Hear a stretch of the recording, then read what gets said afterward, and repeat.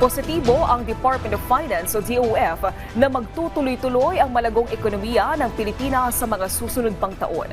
Sa panayam ng Radyo Pilipinas, sinabi ni Finance Undersecretary Dominic Velasquez na papalo sa 6% ang Gross Domestic Product o GDP ng bansa hanggang sa 2028.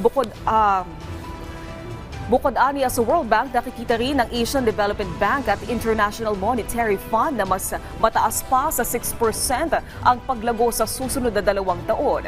Sektor ng serbisyo ang nakikita ng DOF na may pinakamalaking maiaambag para patuloy na lumago ang GDP ng bansa. Tinitingnan din ang manufacturing at industriya ng agrikultura para sa pagpapalakas ng ekonomiya ng bansa.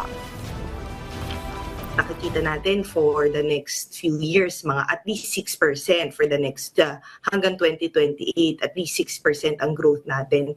Siguro para maihambing sa ASEAN, ang isa lang sa mas mabilis sa atin, Vietnam actually noong 2024, lumago na ng 7%. Pero sunod na tayo sa Vietnam na mga 6%.